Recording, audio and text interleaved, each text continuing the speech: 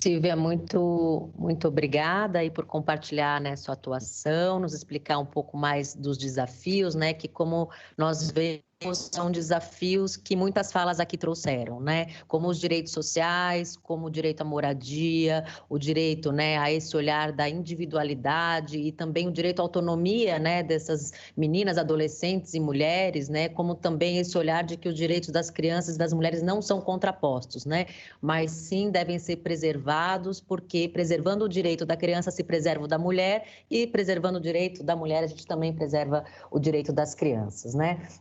Nesse sentido, nós temos o comentário da Vivian Stafusa, que fala, exato, espera um modelo ideal de mãe, desconsideram as histórias sociais e pessoais, mulheres abandonadas pelo Estado, antes de pensar nos filhos abandonados. A Bruna Crema fala que é solicitado internação compulsória para que a gestante fique abstinente em cidades que têm CAP, saúde da família CRAS, para redução de... que não tem, né? Acredito, CAP, saúde da família CRAS, para redução de danos. Infelizmente, o preconceito culmina na judicialização.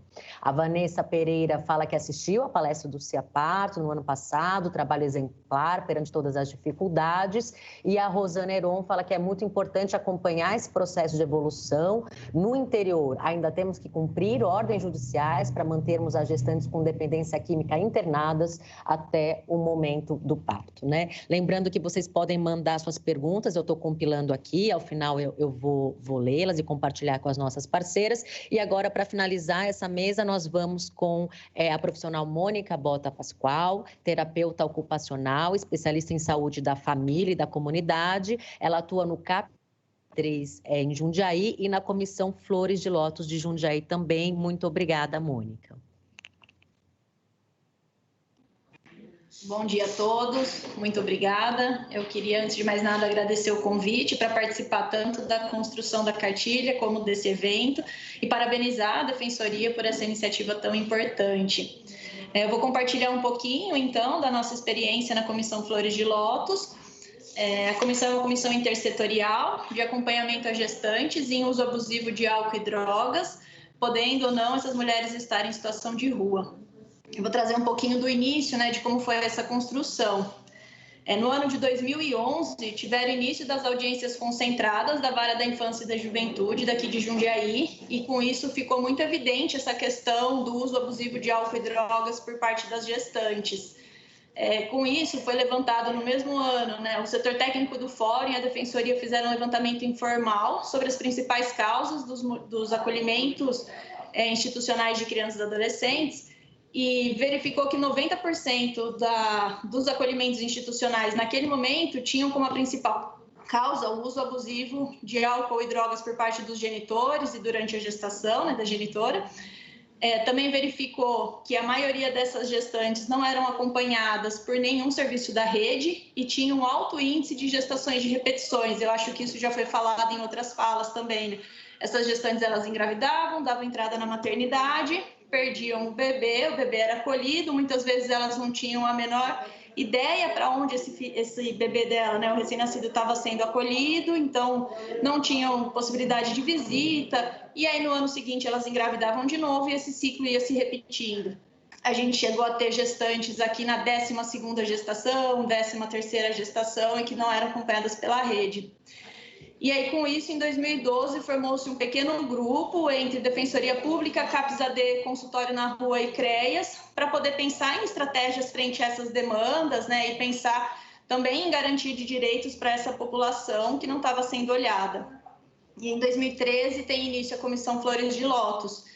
Em 2016, a gente teve uma conquista muito importante para a comissão, que foi a formalização legal através de uma portaria divulgada no Diário Oficial. Acho que isso dá para a gente uma garantia de que a gente não vai ter em nenhum momento nenhum atravessamento político, né, o que é muito importante, porque independente da gestão política que estiver assumindo o controle, a comissão ela continua o seu trabalho.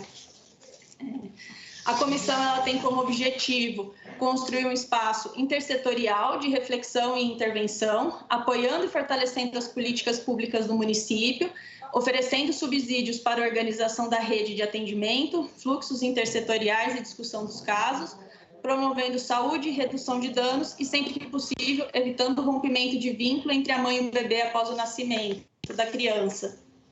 Atualmente, a gente tem 15 serviços participando da comissão, entre serviços da saúde, da assistência social, os 3 conselhos tutelares que existem no município, Defensoria Pública e técnico do Fórum. Nesse momento, desde julho de 2016, julho de 2017, o CAPES-AD assumiu como serviço articulador dessa comissão. A gente dividiu o acompanhamento da comissão, né, para poder facilitar em 4 fases de acompanhamento, que seria a primeira fase de prevenção e planejamento familiar, a segunda fase da gestação em si, a terceira fase do puerpério e a 4ª fase do monitoramento a longo prazo. Dentro da fase do planejamento familiar e da prevenção, a gente faz um levantamento periódico, né, das mulheres em idade. A gente tem aproximadamente, no CAPES-AD, uma média de 150 mulheres sendo acompanhadas nessa condição, e consultório na Rua 95. Esse levantamento faz com que a gente consiga, né, pensar no monitoramento de planejamento familiar, de métodos contraceptivos para essas mulheres, pensando em evitar, né, gestações que não estão sendo planejadas, no momento de uma desorganização importante dessas mulheres. Acho que é importante a gente frisar aqui que a gente não pensa nessa questão do planejamento familiar e de métodos contraceptivos a todo custo, né? Isso sempre é construído com essas gestantes, sempre respeitando o desejo delas. Nesse período, a gente também pensa na garantia de direitos e efetivação de políticas públicas para essa população, principalmente no que diz sobre humanização e equidade nos atendimentos e facilitação do acesso aos serviços de saúde e demais serviços da rede, porque a gente vê que essas mulheres, elas têm muitas vezes muita barreira de acesso nos serviços, né? Então, elas estão gestantes, têm uma dificuldade de conseguir dar seguimento no pré-natal, nos exames, nas consultas, porque normalmente isso é agendado, tem um dia certo, tem uma hora certa, e elas não têm essa organização para poder garantir que ela chegue nesses horários e nesse dia. Então, a gente vem fazendo uma construção com os serviços para que elas tenham o direito de ser atendidas no momento que elas chegam, né? Muitas vezes a gente busca por essas mulheres no território e acaba levando para os serviços de saúde, e o acompanhamento do pré-natal acaba ficando muito em função de quando a gente consegue acessá-la no território e levar para os serviços de saúde. Então, para que a gente não tenha essas barreiras no sentido de, você não tem um horário marcado, então a gente não vai te atender, né? Essa é uma das questões que essa facilitação do acesso ao serviço, que ela vai estar perpassando todos os períodos de acompanhamento da comissão. No período da gestação em si, nessa fase de acompanhamento, uma das coisas que a gente mais investe é a formação de vínculo com essas mulheres, porque a gente percebe que muitas delas se afastam do serviço por conta de todo esse histórico da entrada na maternidade, de perder o filho, de não ter os seus direitos garantidos. Então elas acabam se recuando dos serviços, porque de fato acham que os serviços só vão se aproximar para poder tirar o bebê. Então a gente investe muito nessa formação para poder construir algo diferente com elas e mostrar que a gente está lá, muito pelo contrário, né, para ajudar, para estar junto, para garantir esses direitos. Nesse período, então, a gente passa a discutir esses casos nas reuniões da Comissão Flores de Lótus, que são reuniões periódicas e quinzenais com todos esses serviços, né, esses 15 serviços. A gente intensifica muito essa questão do cuidado e da articulação de rede, porque a gestação ela tem um período muito bem definido, né? Então acho que a gente precisa se empenhar e intensificar esses cuidados nesse período. E também, ao mesmo tempo que a gente faz isso, a gente também faz uma busca e aproximação de familistência, porque a gente entende que em alguns casos vai ser difícil que elas consigam ficar com a guarda, né? Então a gente já vai pensando nessa questão de busca de familistência para que pelo menos esse recém-nascido ele consiga ficar dentro do núcleo familiar.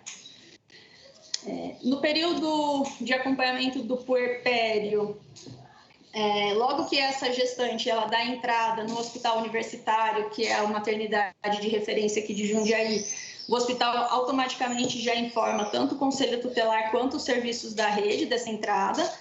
Sempre que possível, a gente tenta se fazer presente no HU, nesse momento da internação, entendendo que é um momento muito delicado para elas, é um momento bastante difícil, elas estão muito abaladas emocionalmente. Eu acho que a fala que a doutora trouxe de Campinas, né, sobre a questão da anestesia, que elas querem ser anestesiadas. Eu acho que a gente também vivencia um momento de falando nesse período. E nos casos que são judicializados, a gente também se faz presente no momento da oitiva. Acho que isso também, para fortalecer a voz, dar mais voz para essas mulheres e os seus desejos, né, tanto de que esteja em família extensa e que, se for para o abrigo, que elas acabem tendo o direito a visitas, né? Então, a gente está junto para poder garantir essas questões.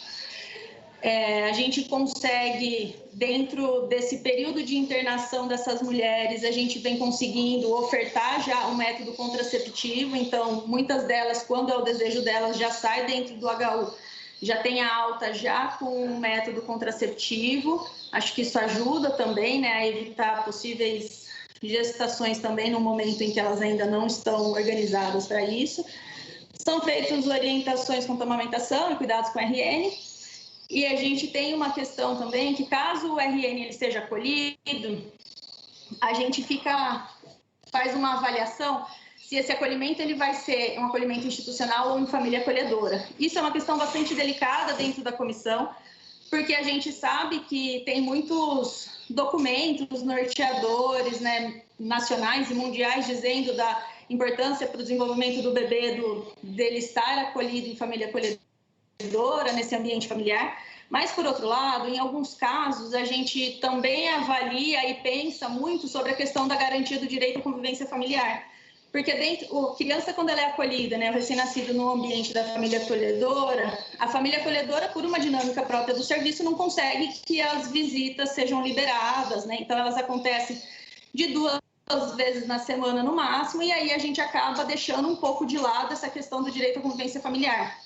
E tem muitos casos que a gente avalia que essa genitora, essa puérpera, né, ela teria um benefício muito grande nesse cuidado dela, no desenvolvimento dela, assim, desse acompanhamento, se ela tivesse essas visitas mais frequentes. Então, a gente acaba, em alguns momentos, né, optando pelo acolhimento institucional, mas esse acolhimento institucional a gente acaba fazendo uma avaliação da permanência dele a cada 15 dias, porque pode ser que, apesar de todo o desejo e tudo mais, ela ainda não tenha, nesse primeiro momento, uma organização de conseguir estar nessas visitas diárias, ou às vezes a qualidade da visita acaba também não sendo muito boa. Então, a gente faz uma avaliação em relação a como está sendo esses primeiros 15 dias, e caso não esteja sendo do jeito que a gente imaginou, do jeito que a gente pensou e construiu com a puérpera, o recém-nascido ele vai para a família acolhedora, e a gente passa a priorizar, então, a questão do desenvolvimento do bebê.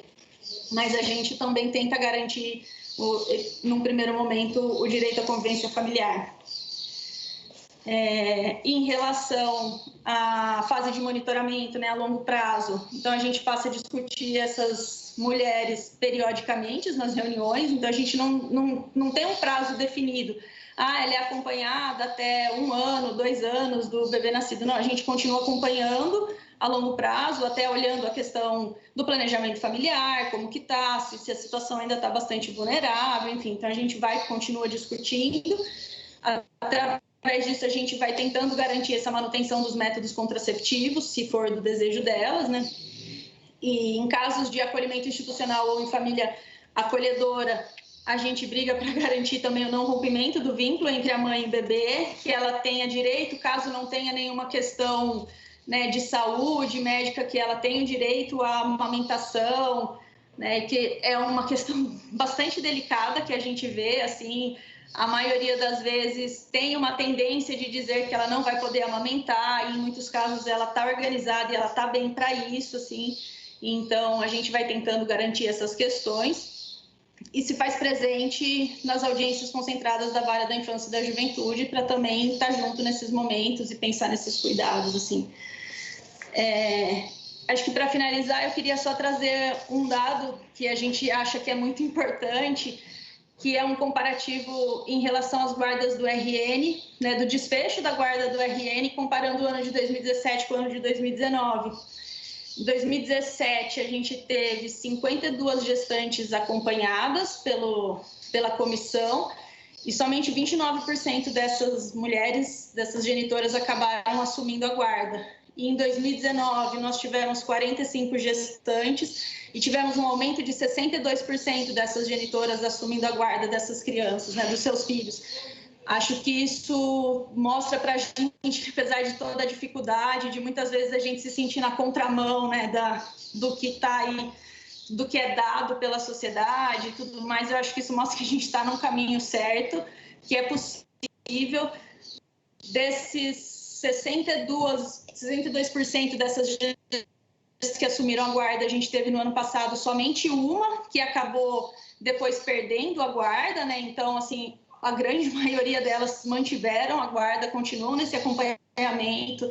E acho que isso, uma coisa que é muito importante trazer, que eu acho que isso a gente também consegue, porque hoje a gente tem uma parceria muito importante com o Fórum, né, de reconhecimento e validação desse trabalho feito, assim, porque a gente teve momentos em que a gente tinha uma relação mais distante, e aí acabava que muitas vezes a gente nadava e morria na praia. Então, agora, acho que essa parceria, essa credibilidade que a gente conseguiu conquistar ali também garante, é o que tem trazendo esses resultados para a gente, assim, né? Acho que é isso. Muito obrigada pela oportunidade. Desculpa aí se eu fico um pouco nervosa nessas apresentações, mas é isso. Muito obrigada, gente.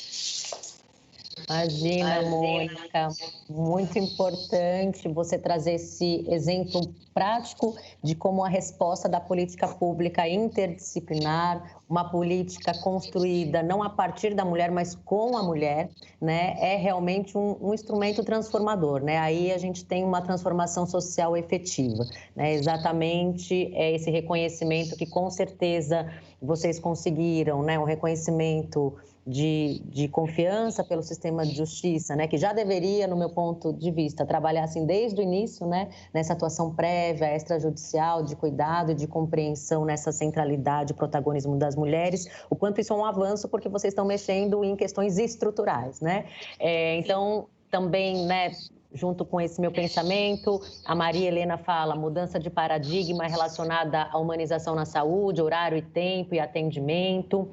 A Maria Helena também adiciona trabalho, acredito que seja um sonho de todos os municípios, né, esse trabalho da comissão e serviços articulados. E a Bruna Crema nos relembra a portaria 3265 de 2017, que fala da política de inserção do DIU pós-parto e pós-aborto dentro da maternidade, né? Então, também pensando nessas políticas e normativas que já existem e o quanto ainda nelas não são implementadas. Lembrando que nesse momento da pandemia, os organismos internacionais reiteram, né, que a questão dos direitos sexuais e reprodutivos deve ser uma política que não pode parar. É uma política essencial que deve continuar nesse momento, principalmente da pandemia, em que também os estudos e pesquisas nos mostram que a violência, ela está aí, né, ainda mais presente na vida das meninas, das adolescentes e mulheres. Então, eu encerro aqui essa nossa primeira mesa, agradeço a todas as profissionais, colegas e parceiras da Cartilha que trouxeram com certeza, né, muito aprendizado para nós aqui do Sistema de Justiça